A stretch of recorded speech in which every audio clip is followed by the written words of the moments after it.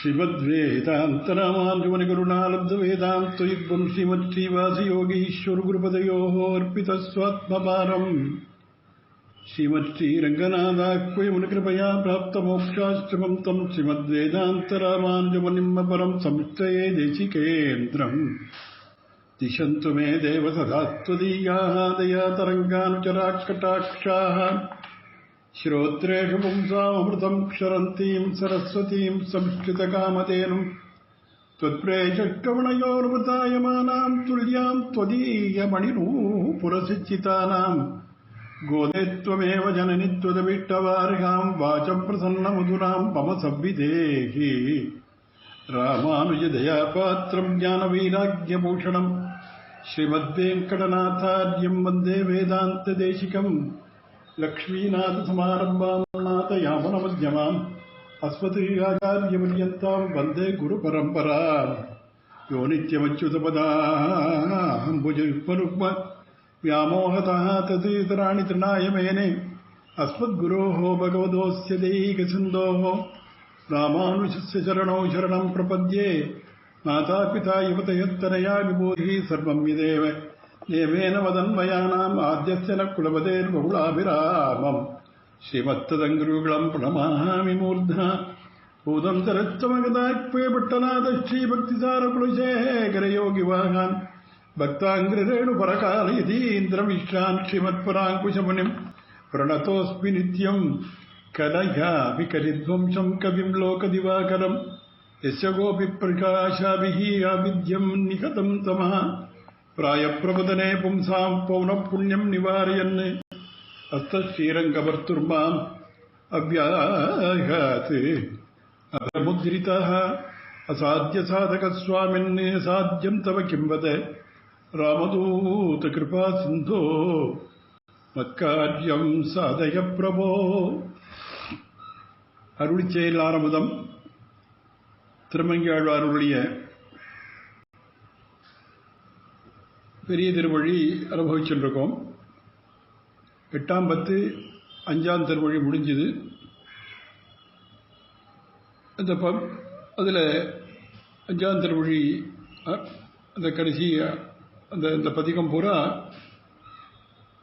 ஆழ்வார் நாயகி பாவத்தில் சூரியனும் மறைஞ்சு போயிட்டான், இருள் சூழ்ந்தது, எனக்கு ஒரு நாழிகைங்கிறது ஒரு யுகமாக போகிறது, தென்றல் நிலா எல்லாம் ஹிம்சிக்கிறது, சர்வேஸ்வரனோ வரவில்லை, நான் என்ன பண்ணுவேன் என்பதாக புலம்புகின்றாருங்க. அது சம்சார சுபாவம் எல்லாம் மாறித்து சூரியன் உதயமானான். உடனே கூப்பீடுகளை அறிந்தவனாகினாலே கிட்ட வந்து நம்மை தப்பாக சொல்றீர், நாம் திருக்கண்ணபுரத்தில் வந்து நிற்கிறது உங்களுக்கு தானே, ஆசிரியர்களுக்கு எல்லாம் செய்வதற்காகத்தானே இங்கு வந்து நிற்கிறோம், எல்லாம் அவன்தான் செய்கிறான் என்று ஆறி இருக்கக்கூடாதா என்ன உடனே சமாதானம் பண்ணினார். உடனே ஆழ்வார் தம்முடைய துக்கத்தை எல்லாம்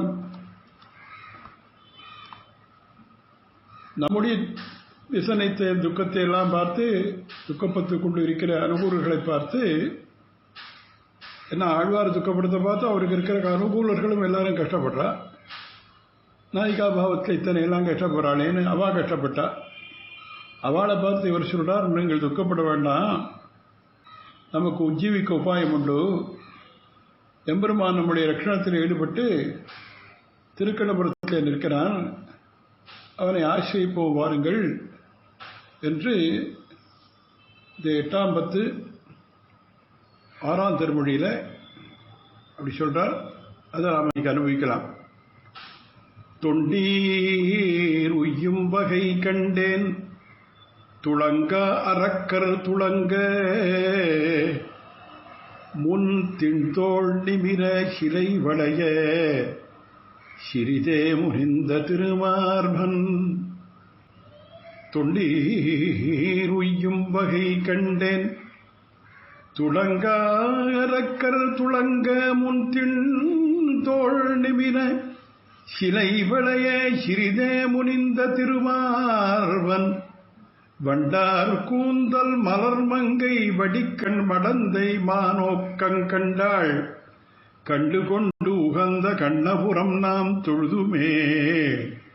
வண்டார் கூந்தல் மலர்மங்கை வடிக்கண் மடந்தை மானோக்கம் கண்டாள் கண்டு கொண்டு உகந்த கண்ணபுரம் நாம் தொழுதுமே.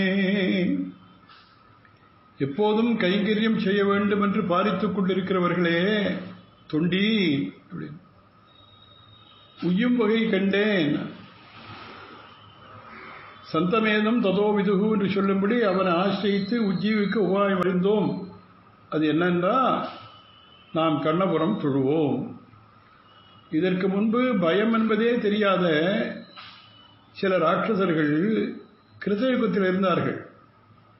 எல்லாரையும் இம்சை செய்து கொண்டிருந்தால் அந்த ராட்சசா பெருமாளை தேவர்கள்லாம் சரணாகிதி அப்படின்னா உடனே பகவான் விரோதிகளுக்கு இழைக்காத தோள்கள் நிமிரும்படியாகவும் ராட்சசர்கள் பயப்படும்படியாகவும் வில்லு வளையும்படியாகவும் கொஞ்சம் கோபத்தை அடைந்து ராட்சசர்கள் மட்டும் சமகாரம் செய்தாங்கிறார். முன்னெல்லாம் ஒன்ஸ் அப்பான் அ டைம் அதான் ஹிருதயுகத்தில் அப்படி இருந்தாலும் திழ்தோள் நிமிரச் சிலை வளையச் சிறிதே முனின் திருவார்வன் திரேதாயுகத்தில் ராமன் அவதாரம் பண்ணா. அப்ப கொஞ்சம் சிறிதே முனிந்த திருமார்பன்கிறார். முனிவதுனா கோபம், கொஞ்சம் கோபத்தை அடைந்து ராட்சச மட்டும் சமகாரம் செய்தான். ஏன்னா அவன் பூர்ணமாக கோபிச்சினா உலகம் அழிஞ்சு போயிடும். அதுக்காக ராட்சசர்களை மட்டும் அழிப்பதற்கு எவ்வளவு கோபம் வேண்டுமோ அவ்வளவு எடுத்துட்டான்னு அர்த்தம். அவர்களை வென்று வீரரட்சிக்கு இருப்பிடமான மார்பை உடையவனானான்கிறார். சிறிதே முனிந்த திருமார்பன். இந்த திரு எப்படிப்பட்ட திரு? விஜயத்தை கொடுத்த அந்த வீரலட்சுமி, விஜயலட்சுமி. அவ அப்ப அந்த அவளுக்கு இருப்பிடமான திருமார்பை உடையவனானான் திருமார்பன். வண்டார் கூந்தல் மலர் மங்கை. அப்புறம் அந்த திவ்ய தம்பதிகள் சேர்த்தியிலே கங்கீரம் செய்யலாம். சேவிக்கிறவர்களுடைய குற்றங்களை பார்க்காமல் இருப்பதற்காக வண்டுகள் நிறைந்துள்ள புஷ்பங்கள் தரித்த மயிர் முடியாதே அவனை தன்னிடத்தில் ஆகர்ஷிக்கும் பெரிய பிராட்டியார். வண்டார் கூந்தல் மலர் மங்கை. அப்புறம் வடிக்கண் மடந்தை மான் நோக்கம் கண்டான். அது வேண்டாம், கண் பார்வையாலே அவனை ஓடி இருந்திட்டு வைக்கும் பூமி பிராட்டியோடு ஜெகத் ரட்சணத்துக்காக ஒரு பக்கம் ஸ்ரீதேவி ஒரு பக்கம் பூதேவி அப்படி சேர்ச்சி உண்டாக வேணும். பெரிய சங்கல்பத்தை பண்ணி அதற்கு ஏகாந்த ஸ்தலம் என்று பார்த்து சந்தோஷத்துடன் நித்தியவாசம் பண்ணுகின்றானே அந்த திருக்கண்ணபுரத்தில் எம்பெருமானை தொழுவோம். வண்டார் கூந்தல் மலர் மங்கை வடிக்கண் மடந்தை மானோக்கங் கண்டான் கண்டு கொண்டு உகந்த கண்ணபுரம் நாம் தொழுதுமே. அதுக்கு ஏகாந்த ஸ்தலம் பார்த்து உகந்த பதம் போட்டார். சந்தோஷத்தோடு நித்தியவாசம் பண்றான் அந்த திருக்கண்ணபுரம். அந்த எம்பெருமானை நாம் அங்கு தொழுவோம் அப்படின்னார். அதுக்கப்புறம் 2வது பாசுரத்தில் பொருந்தா அரக்கர் வெஞ்சமத்து பொன்ற அன்று புள்ளூர்ந்து பெருந்தோள் மாலி தலை புரள பேருந்த அரக்கர் தென்னிலங்கை இருந்தார் தம்மையுடன் கொண்டு அங்கு எழிலார் பிறத்து. அங்கு எழிலார் பிறத்து புக்கொழிப்ப கருத்தாள் சிலை கை கொண்டானோர் கண்ணபுரம் நாம் தொழுதுமே. பொருந்தா அரக்கர் வெம்சமத்து பொன்ற அன்று புள்ளூர்ந்து பெருந்தோள் மாலி தலை புரள. அவன் திருக்கண்ணபுரம் பிராட்டிமார்களிடத்திலே அபிமானத்தினாலே தானே உகந்து நித்தியவாசம் பட்டார் முதல்ல சொன்னாரோன்னு. அதற்கு பிற்பாடல் தானே பதில் சொல்றார். அவர் விரோதிகளை போக்கினத்தை சொல்றார். நாம் எவ்வளவு அனுகூலம் செய்தாலும் நம்மிடம் பொருந்தாத ராட்சசர்கள் கொடிய யுத்தத்தில் நசிக்கும்படி கருடன் மேல் ஏறிக்கொண்டு மிக்க தோல் வலிமையுடைய மாலி என்ற, அதாவது ராவணனுடைய மாதாமகன் சுமாரியனுடைய தம்பி.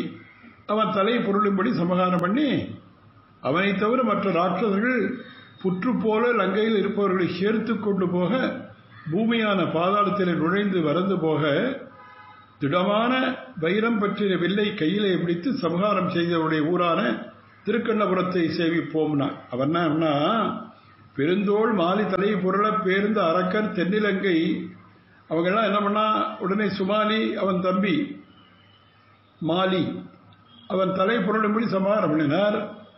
உடனே பாக்கி பேர்லாம் என்ன பண்ணா, லங்கையில் இருப்பதை சேர்த்து கொண்டு அங்கே போனான். எல்லாரையும் சேர்த்து இருந்தார் தமிழுடன் கொண்டு அங்கு எழினார் பிளத்து புக்கு ஒழிப்ப. அந்த பிலம் ஒரு வகையில் இந்த புற்று மாதிரி அதில் போய் நுழைஞ்சான். கருந்தாள் சிலை கை கொண்டானூர் கண்ணபுரம் நாம் தொழுதுவேன். உடனே ஆச்சரியமான திடமான அந்த ஷார்கத்தை கையில் ஏந்தி அவர்களை எல்லாம் சம்ஹாரம் பண்ணானே, அவன் நித்தியவாசம் பண்ணக்கூடிய ஊரான திருக்கண்ணபுரத்தை சேவிப்போம் என்பதாக எல்லாரையும் கூப்பிடுறார். அப்புறம் 3வது பாசுரம். வல்லியிடையாள் பொருட்டாக மதில் நீர் இலங்கையாகார் கோவை எல்லல் செய்து வெம்சமத்துள் ஆற்றல் மிகுந்த ஆற்றலா. வல்லியிடையாள் பொருட்டாக மதில் நீர் இலங்கையார் கோவை அல்லல் செய்து வெம்சமத்துள் ஆற்றல் மிகுந்த ஆற்றலான். வல்லாள் அரக்கர் குலப்பாவை வாழ முனிதன் வேள்வியை கல்வி சிலையால் காத்தான் ஊர் கணபுரம் நாம் தொழுதுமே. வல்லாள் அரக்கர் குலப்பாவை வாட முனிதன் வேள்வியை கல்வி சிலையால் காத்தான் ஊர் கணபுரம் நாம் தொழுதுமே.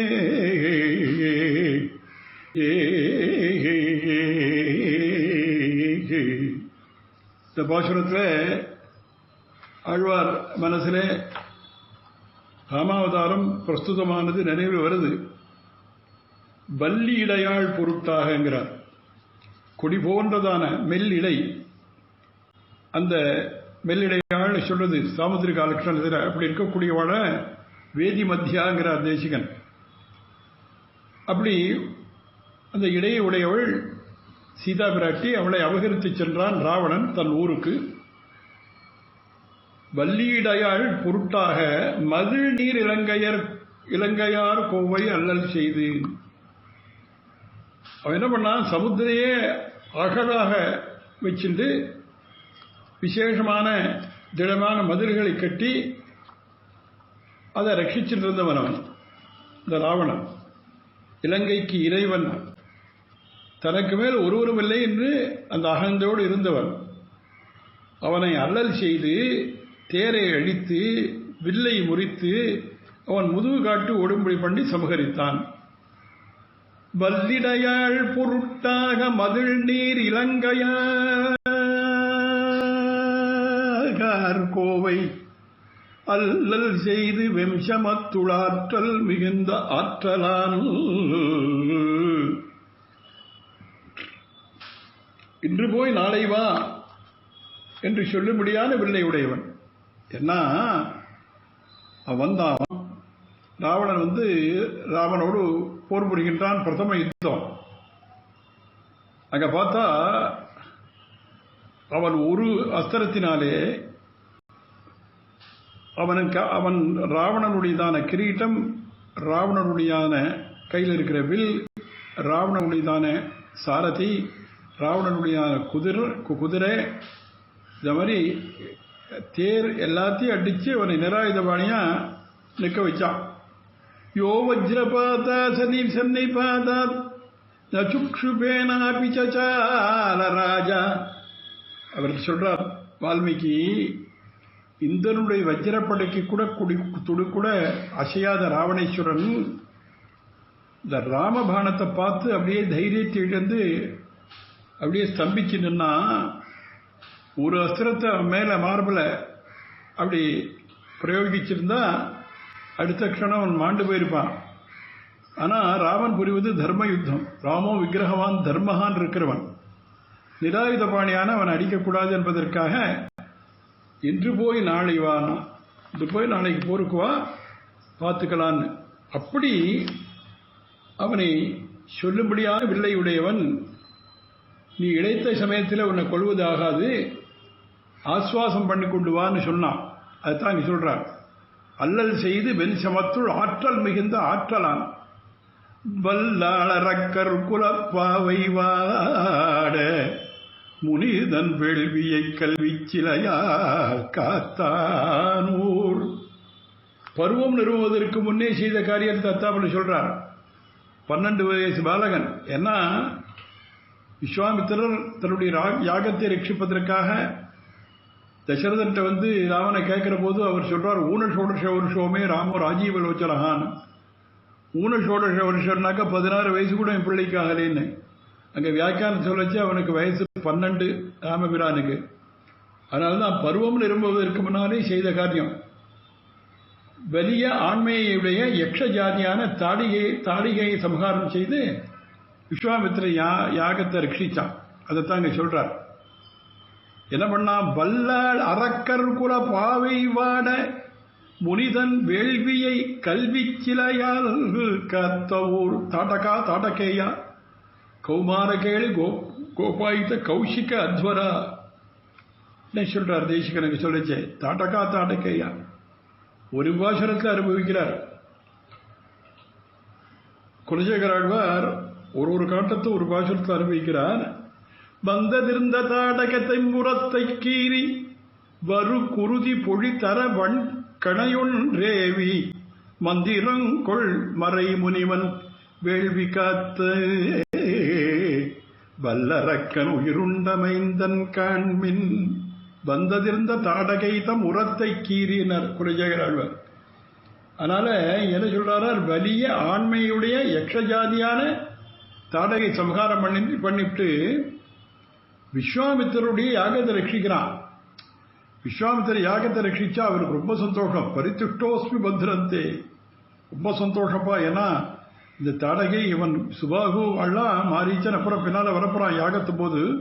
முதல்ல தாடகையை தான் நம்ம சம்ஹாரம் பண்ணுன்றது அவருக்கு. ஏன்னா தாடகை யாரு, தாடகை யாருன்னு கேட்கிறான் ராமன். ஒன்றும் தெரியாத மாதிரி விஸ்வாமித்திர தாடகையை பற்றி சொன்னதும் அப்ப சொல்றார் விஸ்வாமித்திரர், அவ ஒரு யக்ஷகன்னிகை.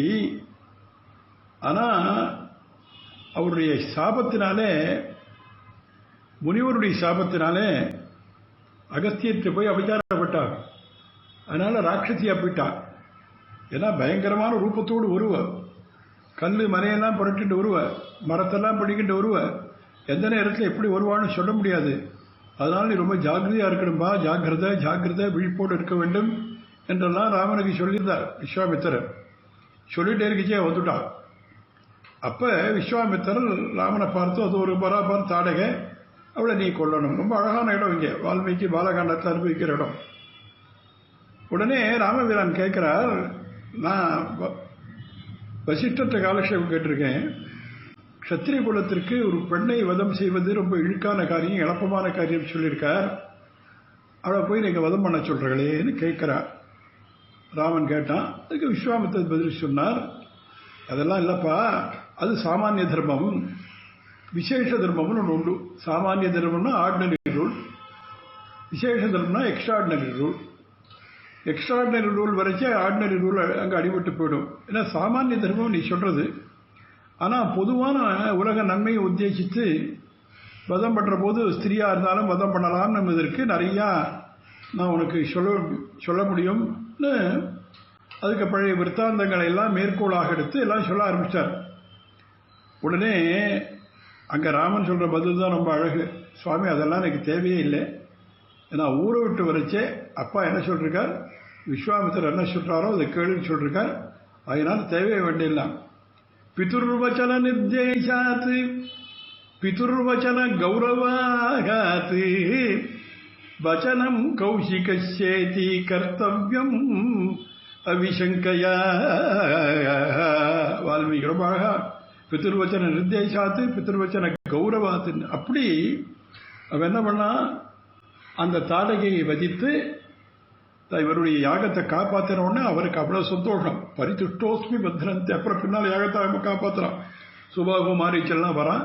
அதில் மாரீச்சனை விட்டுட்டு சுபாவை கொண்டுட்டு யாகத்தை அப்படி ரட்சித்த உடனே அவ்வளோ சந்தோஷப்பட்டு அப்புறம் விஸ்வாமித்திரன் தன்னிடத்தில் அஸ்திரஸ்திரங்கள்லாம் கொடுத்தாங்கிறார். அதுக்கப்புறம் மேலே என்ன சொல்றார், வேள்வியை கல்விச்சில காத்தானோர்னு பரசுராமனை வென்று தன் வில்லை வாங்கிக் கொள்வதற்காக முன்னமே பிடித்த வில்லை கொண்டு காத்தான்.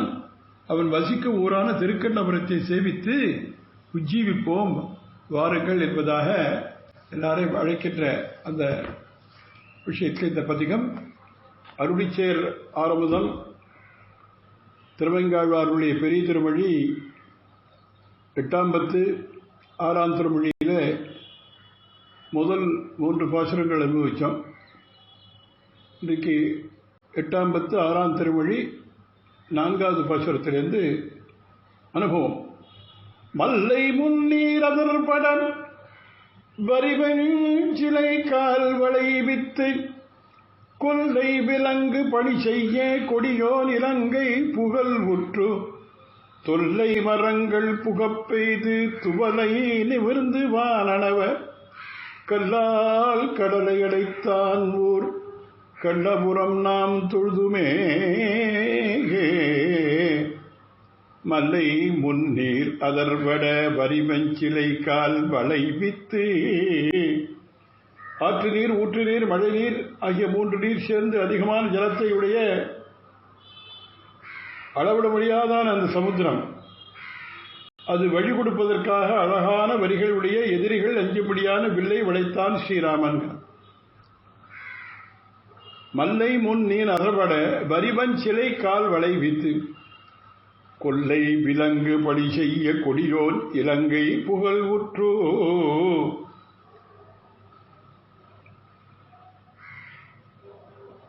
அரிகுலம் பணி செய்து மலையால் அடைகளல் அடைத்தான் அரங்கமான கரவந்தானேன்னு இவரே சொல்றார். அரிகுலம் அதாவது குரங்குகள், ஒரு எக்காலம் யுத்தமே தெரியாது குரங்குகளுக்கு. இந்த கொள்ளைகளே மரத்துக்கு மரம் தெரிஞ்சிட்டு இருக்கோம். அந்த குரங்குகள் கைங்கரியம் பண்ண அணை கட்டினான்கிறார் அவர். என்னன்னா, கொல்லை விலங்கு பணி செய்ய கொடியோன் இலங்கை புகழுற்று. அதாவது அணை கட்டுற போது பழைதான மரங்கள்லாம் ஆகாசத்தில் பிறந்தனவா, சமுத்திரத்தில் விழுந்தன. அதனால் தண்ணீர் திவலைகள் சேர்ந்து ஆகாசத்தில் பறந்தன. மலைகளாலே சமுத்திரத்தில் அணை கட்டினான். அவன் நித்தியவாசம் பண்ண ஊர் திருக்கண்ணபுரம், அவ்வூரை சேவிப்போம். தொல்லை மரங்கள் புகப்பெய்து துவலை நிமிர்ந்து வானனவ. அந்த ஜலம் அப்படியே ஆகாச வரையில் போறதான். கல்லால் கடலை அடைத்தான் ஊர் கண்ணபுரம் நாம் தொழுதுமே. தொல்லை மரங்கள் புகப்பெய்து துவலை நிமிர்ந்து வானனவ கல்லால் கடலை அடைத்தான் ஊர் கண்ணபுரம் நாம் தொழுதுமே.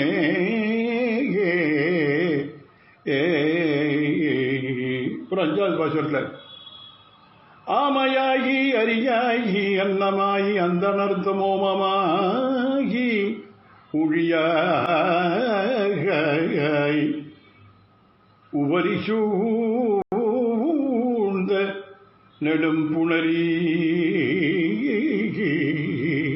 சேமமதில் சூழ் இலங்கைக்கோன் சிரமும் கரவும் துணிந்து முன்காமன் பயந்தான் கருதுவூர் கண்ணபுரம் நாகாம் தொழுதுமே. ஆமையாகி அரியாகி அன்னமாகி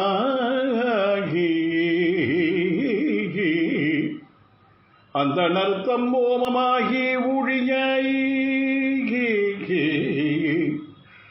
ஆசிரியர்களுக்கு காரியம் செய்வதற்காக தன்னையும் பார்க்காமல் அவதரிப்பவன், கடல் கடைவதற்காக ஒரு ஆமையா வந்தான். ஒரு நீச்ச பிராணியாக ஆமையாய் அவதரித்தான். ஆமையாகி அப்புறம் அன்னமாகி அப்புறம் ஹம்சமாக அவதரித்தான், ஹயகிரீவன் அவதரித்தான். அரியாகி நிருசிம்மன் அவதரித்தான். இழந்த வேதங்களை கொடுப்பதற்காக ஹம்சபக்ஷி அவதரித்தான். அந்த அர்த்தம் ஓமமாகினர். பிராமணருடைய ஹோமமாயிருந்து அவர்கள் கொடுக்கும் ஹம்சை எவது செய்கிறான். ஏன்னா கீதையில வினை சொல்றான், அகம் ஹி சர்வ யஜ்ஞானாம் போக்தாச்ச பிரபுரே வச்சா என்று. ஹோமத்தில் எல்லாமே இருக்கான். அக்னியா இருக்கான், அக்னி ஸ்வரூபமாகவும் இருந்து ஹவிசை ஏற்றுக்கிறான். அவனே யஜ்ய ஸ்வரூபனா இருக்கான், யஜ்ய நாராயணனா இருக்கான், யஜ்யத்துக்கு போக்தாவா இருக்கான், எல்லாமே இருக்கான். ஓமமாகி ஊழியாய் எல்லாம் போய் காலம் மாத்திரம் மிச்சிருந்த காலத்தில் தான் ஒருவராகவே இருந்தான். ஊரி சூழ்ந்த நெடும் புணரி விசாலமாய் உலகை சூழ்ந்திருந்த உப்புமயமான சமுத்திரத்தால் சூழப்பட்டதும் ஹேம மதில் சூழ் இலங்கை கோன் சிரமும் கரமும் துணித்து. என்ன பதம் போடுறார்? ஊரி சூழ்ந்த நெடும் புணரி ஹேம மதில் சூ இலங்கை கோன் சிகரமும். விசாலமாய் உலகை சூழ்ந்திருக்கிற உப்புமயமான சமுத்திரத்தாலே சூழப்பட்டதும் காவலான மதிலாலே சூழப்பட்டதுமான லங்கா நகரத்துக்கு அதிபதியான ராவணனுடைய தலைகளையும் கைகளையும் துணித்து பொது போக்கினான். சேம மதில் சூழ் இலங்கை கோன் சிரமும் கரமும் துணித்து முன்காமம் பயந்தான் கருதும் ஊர் கண்ணபுரம் நாகாம் தொழுதுமே. எல்லாரையும் அழகாலே வாட்டுகின்ற மன்மதனையை உண்டு பண்ணினான். கிருஷ்ணனாயிருந்து அந்த பெருமான் ஆசைப்பட்டு உகந்த ஊர், அதை தொழுவம் வாரி தொண்டிருக்கிறார். ஆமையாகி அரியாகி அன்னமாகி அந்த நர்த்தமோமமாகி உழியாய் ஒரு சூழ்ந்த நெடும் புணரி சேம மதில் சூழ் இலங்கை கோன் சிரமும் கரமும் துணித்து முன் காமம் பயந்தான் கருதுமோர் கண்ணபுரம் நாம் தொழுதுமே.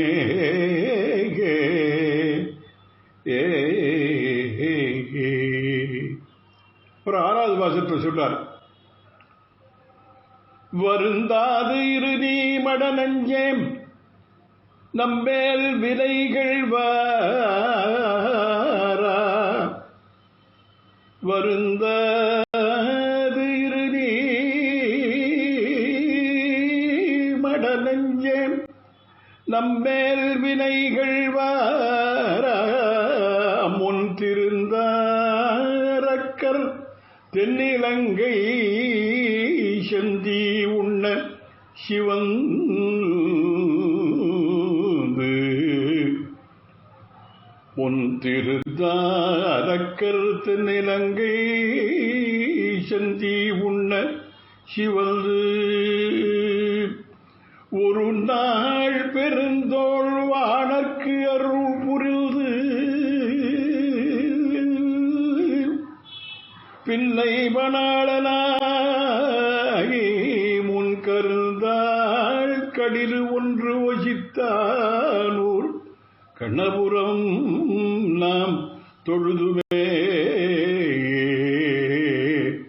கருந்தாள் கடிறு ஒன்று ஒசித்தூர் கண்டபுரம் நாம் தொழுதுமே. வருந்தாதிரு நீ மட நெஞ்சே அப்படிங்கிற நெஞ்ச பார்த்து, எனக்கு பவ்யமான சாதுவான என் நெஞ்சே நீ துக்கப்படாமல் இரு. முன்னாலே பண்ணின பாபங்களை நினைத்துக் கொண்டு கிளேசப்படாதே. மடநெஞ்சே நம்மேல் வினைகள் வாரா, பயப்படாம இரு. உன்னையே பார்க்கிறாயே, பகவானுடைய பிரபாவத்தையும் கொஞ்சம் பார். நாம் பண்ணின பாபங்கள் நம்மிடம் பலம் கொடுக்க வராது, வினைகள் வாரா.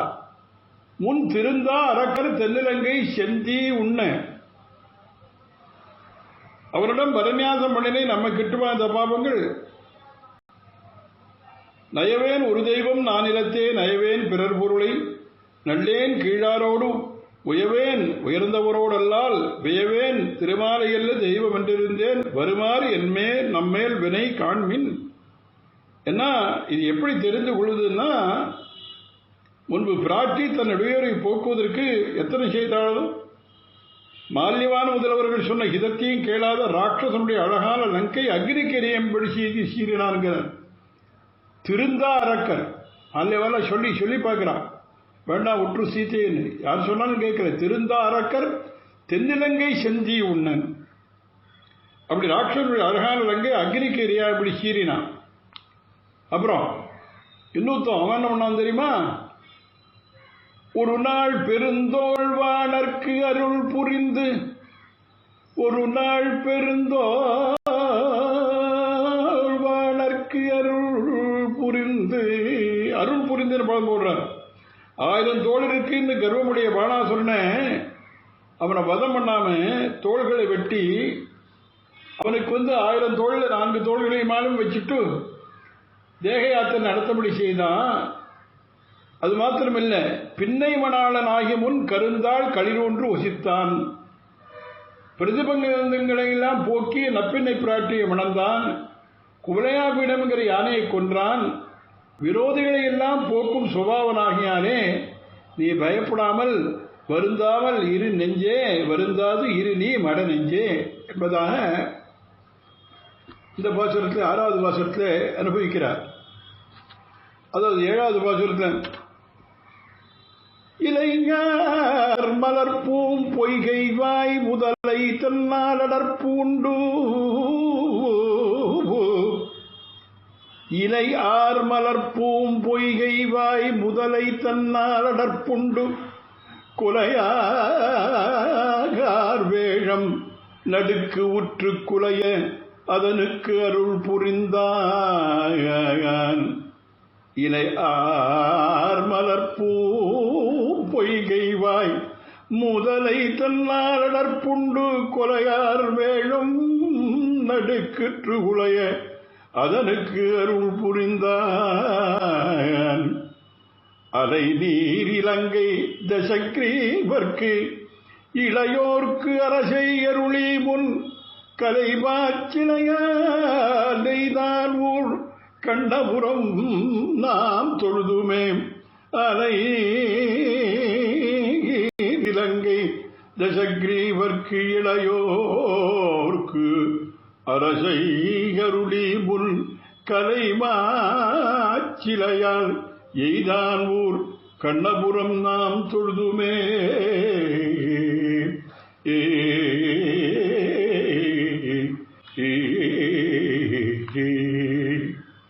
இளையார் மலர்பூம் பொய்கைவாய் முதலை தன்னால் அடற்புண்டுனார். யானைகளுக்கெல்லாம் தலைவனான தன்னை மதித்திருக்கின்ற யானையானது இலைகளாலே நிறைந்திருக்கின்ற நிறைய பூத்து அழகாய் இருக்கிற பெரிய குளத்திலே போய் இறங்கிற்று. கஜேந்திரன் யானை அங்கே ஒரு முதலையாலே நெருக்குண்டது. முதலை தன்னால் அடற்புண்டுனார். வேறு நிலமாகையாலே தன்னை மீட்டுக் கொள்ள விரைகில்லை. தான் ஒன்றும் செய்ய முடியாமல் இருந்தது. முதலின் வியாபாரமே அதிகமாயிருந்தது. அதனால் யானை நடுங்கி குலைய சர்வேஸ்வரன் வந்து அவரை ரட்சிக்கிறான். முதலையை சக்கரத்தால் அறுத்து யானைக்கு அருளினான். குலையார் வேகம் நடுக்குற்று குலைய அதனுக்கு அருள் புரிந்தான். அப்படி நடுங்கிட்டு அந்த யானைக்கு வந்து அனுகிரகம் பண்ணினான். அது மாத்திரமில்லை, அலை நீர் இலங்கை தசக்ரீவருக்கு இளையோர்க்கு அரசை அருளி என்ன பண்ணா, கடல் அழகாக அமைந்த லங்கைக்கு அரசனான ராவணன் பண்ணின பாபம் அவன் தம்பி அளவும் வருவதாக இருந்தாலும் அதை லட்சியம் பண்ணாமல் கணிசிக்காமல் அவன் தம்பி விபீஷணனுக்கு ராஜ்யத்தை கொடுத்தான். அவன் தம்பிக்கு அரசு மீந்தார். முன்பு தமையனுடைய விரோதத்திற்கு காரணமாய் வந்த மாயாமிருகத்தை மாரீச்சனை ஓர் அம்பால் முடித்தான். திரை சொல்றான். கலை மாச்சிலையாய் எய்தான் ஊர் கண்ணபுரம் நாம் தொழுதுமே. அப்படிப்பட்ட எம்பெருமான் தான் அந்த கண்ணபுரத்திலே நித்தியவாசம் பண்ணுகின்றான். அவனை நாம் தொழுவோம் சொன்னார். அப்புறம் 8வது பாசுரத்தில் சொல்லும் பொழுது என்ன அனுபவிச்சார்? மாலாய் மனமே துயரில் வருந்தாது இரு நீ, மால் ஆய் மனமே அருந்துயரில் வருந்தாது இருநீ வலிமிக்க காலார் மருதம் காய் சினத்த கழுதும் கதமா கழுதையும் மாலார் விளையும் மதகரியும் மல்லர் உயிரும் வடிவித்து காலால் சகடம் பாய்த்தான் ஊர் கண்ணபுரம் நாம் தொழுதுமே. மாலாய் மனமே அருந்துயரில் வருந்தாது இருநீ வலிமிக்க காலார் மருதும் வாக்காய் சினத்த கழுதும் கதமா கழுதையும் மாலார் விடையும் மதகரியும் மல்லர் உயிரும் வடிவித்து காலால் சகடம் பாய்த்தான் கண்ணபுரம் நாம் தொழுதுமே. ராமாவதாரத்திலே ராவணவதத்தையெல்லாம் முந்திர பாசுரத்தில் சொன்னார். இந்த பாசுரத்தில் முழுக்க கிருஷ்ணாவதாரத்தை அனுபவத்தை சொல்றார். முன்பு பண்ணின பாபங்களை நினைத்து என்ன பண்ணுவோம் என்று பிச்சையின நெஞ்சே மாலாய் மனமே எவ்வளவு துக்கங்கள் வந்தாலும் கிளேசப்படாமல் இரு. என்ன அருந்துயரில் வருந்தாது இரு. வலிமிக்க காலார் மருதும் காய் சினத்த கழுதும் கதமா கழுதையும் மாலார் விடையும் மதகரியும் எத்தனை சொல்றாருங்க. எவ்வளவு அனுபவித்தாலும் தீராது துக்கங்கள் வந்தாலும் வருந்தாது.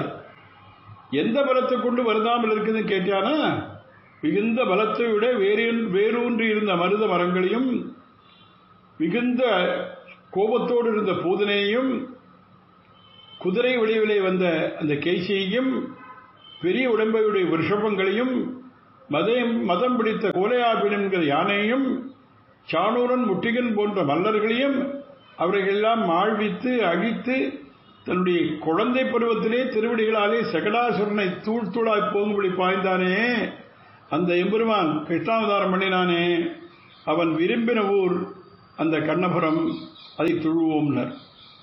அப்புறம் 9வது பாசுரத்தில் குன்றால் மாறி பொழுது காக்கி கொடியேறிடையாள் பொருட்டாக வண்தாழ் விடையேழ் அன்று அடர்த்தவானோர் பெருமான்.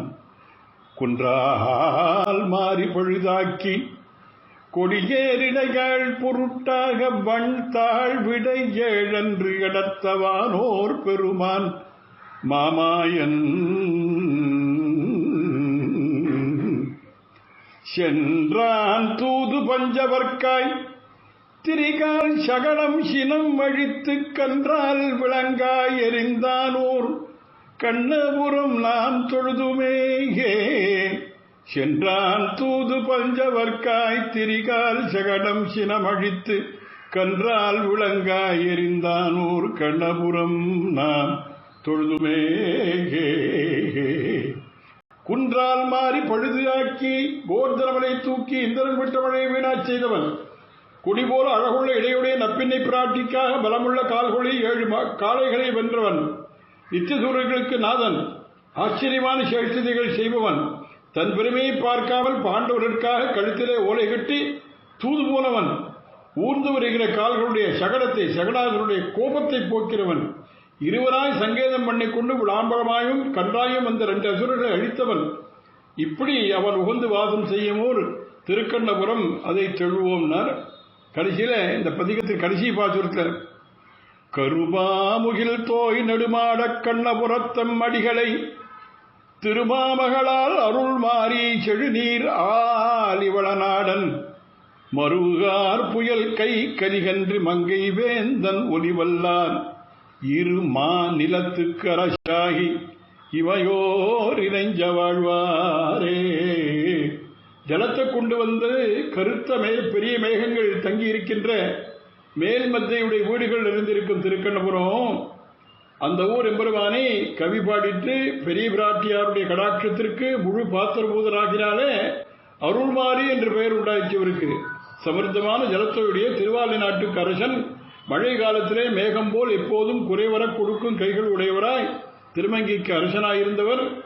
இவர் பாடியதானே ஒலிமிக்க பாடலை, இந்த 10 பாசுரங்களை யாரெல்லாம் அப்சயிக்க வல்லவர்கள் பூமிக்கும் சுரகோலோகத்துக்கும் ராஜாவாயிருந்து பிறகு நித்தியசூரிகள் சேவிக்கும்படி பரமபதத்திலே சென்று வாழ்வார்கள் என்பதாக ஆச்சரியமாக இதுக்கு பலஸ்ருதி செய்து சொல்லி முடிக்கின்றால் தொடர்ந்து பார்க்கலாம். கவிதார்க்கு சிம்மாய கல்யாண சாரணை சிவதே வெங்கடேசாய் வேதாந்த குருவே நம. மங்களம் கோசலேந்திராய் மகனீ குணாப்தே சக்கரவர்த்தி தனூஜாய சார்வபௌமாய மங்களம். மங்களம் யாதவேந்திராய மகனே குணாப்தயே வசுதேவ தனூஜாய வாசுதேவாய மங்களம்.